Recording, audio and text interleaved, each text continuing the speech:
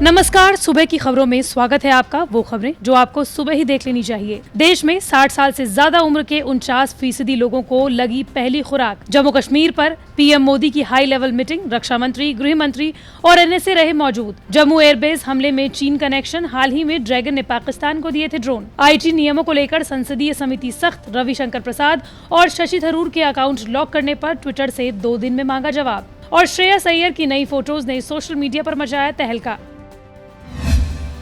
देश में जानलेवा कोरोना वायरस से बचाव के लिए टीकाकरण अभियान चल रहा है। केंद्र सरकार ने बताया कि देश में अब तक 60 साल या इससे ज्यादा उम्र की करीब 49% आबादी को कोरोना वायरस टीके की पहली खुराक लग चुकी है। सरकार ने कहा कि देश में अब तक कुल 33 करोड़ 1 लाख लोगों का टीकाकरण हो चुका है। 21 से 28 जून के बीच रोजाना औसतन 57,68,000 लोगों का टीकाकरण हुआ। 1 मई से 24 जून के बीच 56% खुराक ग्रामीण इलाकों में दी गई, जबकि 44% खुराक शहरी क्षेत्रों में लगाई गई। सरकार ने बताया कि 18 से 44 साल उम्र के करीब 59 करोड़ 7 लाख लोगों में से 15% को टीके की पहली खुराक दी जा चुकी है। तो वहीं 45 साल से 59 साल के बीच के लोगों की आबादी करीब 20 करोड़ 9 लाख है, जिनमें से 42% लोगों को टीके की पहली खुराक दी जा चुकी है।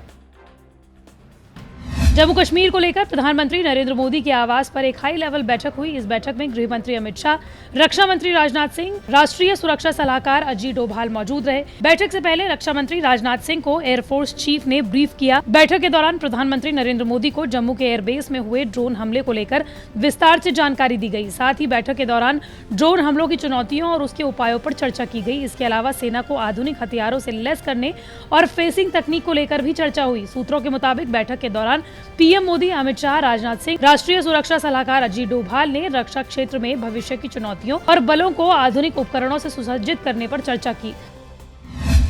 जम्मू एयरफोर्स स्टेशन पर शनिवार रात ड्रोन हमले की जांच एएनआई कर रही है। हमले में चीन से बने ड्रोन के इस्तेमाल का शक जताया जा रहा है। बता दें कि एयरफोर्स स्टेशन पर हुए हमले को भारत की ओर से यूनाइटेड नेशंस में भी उठाया गया। हाल ही में प्रधानमंत्री नरेंद्र मोदी ने जम्मू कश्मीर में गुपकर दल के नेताओं के साथ दिल्ली में बैठक की थी। इस बैठक में 8 दलों के 14 नेता शामिल हुए थे। जम्मू एयरबेस हमले मामले की आरंभिक जाँच में बड़ा खुलासा हुआ है। जाँच एजेंसियों को शक है कि इस हमले में चीन में बने ड्रोन की मदद ली गई। चीन ने पिछले दिनों ड्रोन पाकिस्तान को दिए थे और वहां से पाकिस्तानी खुफिया एजेंसी आईएसआई ने ड्रोन आतंकी संगठन लश्कर-ए-तैयबा को मुहैया कराए थे। इस हमले में सेना की खुफिया आंतरिक जांच भी जारी है। केंद्रीय गृह मंत्रालय ने जम्मू एयरबेस मामले की जांच आधिकारिक तौर पर केंद्रीय जांच एजेंसी एनआईए को सौंप दी है। एनआईए की एक विशेष टीम ने इस बाबत घटनास्थल पर पहुंचकर एयरफोर्स स्टेशन के बाहर लगे सीसीटीवी की फुटेज भी खंगालनी शुरू कर दी है। जांच एजेंसियों को शक है कि इस घटना से जुड़े लोग उस समय आसपास एयरफोर्स स्टेशन के पास से निकले होंगे। साथ ही जांच एजेंसियों को इस मामले में चीनी कनेक्शन का भी शक है। जांच से जुड़े एक आला अधिकारी ने बताया कि चीन से कुछ समय पहले ही यहाँ निर्मित ड्रोन पाकिस्तान को दिए गए थे। इससे पहले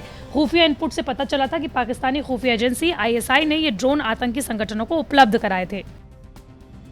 नए आईटी रूल्स लागू होने के बाद से केंद्र सरकार और ट्विटर में तनातनी का माहौल है। इस बीच सूचना एवं प्रौद्योगिकी से संबंधित संसद की स्थायी समिति ने केंद्रीय मंत्री रविशंकर प्रसाद और कांग्रेस के दिग्गज नेता शशि थरूर का अकाउंट लॉक किए जाने के मामले में 2 दिनों के अंदर ट्विटर से जवाब मांगा है। न्यूज एजेंसी के मुताबिक समिति ने पूछा है कि रविशंकर प्रसाद और शशि थरूर के ट्विटर अकाउंट क्यों लॉक किए गए। दरअसल कथित कॉपीराइट उल्लंघन के लिए ट्विटर द्वारा आईटी मिनिस्टर रविशंकर प्रसाद के अकाउंट बंद करने के बाद संसदीय पैनल के चेयरमैन शशि थरूर ने कहा कि उनके साथ भी ऐसा ही हुआ था। शशि ने समिति को निर्देश दिया कि रविशंकर प्रसाद और उनके अकाउंट पर रोक लगाने को लेकर ट्विटर से जवाब मांगा जाए। इस बाबत अब ट्विटर से 2 दिनों के अंदर जवाब देने के लिए कहा गया है।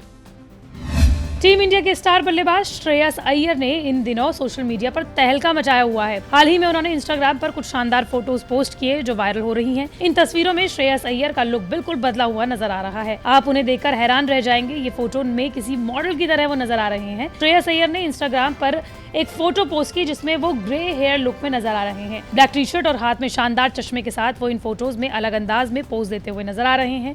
उन्होंने ये फोटो शेयर करते हुए लिखा, ताजा बालों की सांस की तरह। इस फोटो को अब तक 6 लाख से ज्यादा लोग लाइक कर चुके हैं और हजारों लोगों ने कमेंट कर अपनी प्रतिक्रिया जाहिर की है। आपको बता दें कि इंस्टाग्राम पर श्रेयस अय्यर के 50 लाख से ज्यादा फॉलोअर्स हैं। श्रेयस की इंस्टाग्राम पर 735 पोस्ट हैं। इसके जरिए वो अपने फैन से जुड़े हुए रहते हैं। श्रेयस अय्यर को इस साल मार्च में इंग्लैंड के खिलाफ वनडे सीरीज के दौरान चोट लगी थी। उनके कंधे की बाद में सर्जरी कराई गई और इस वजह से वो फिलहाल क्रिकेट से दूर है। उम्मीद है कि सितंबर-अक्टूबर में आईपीएल के दूसरे चरण में वो क्रिकेट के मैदान पर वापसी कर सकेंगे। हालांकि ये सब कुछ उनकी फिटनेस पर डिपेंड करता है।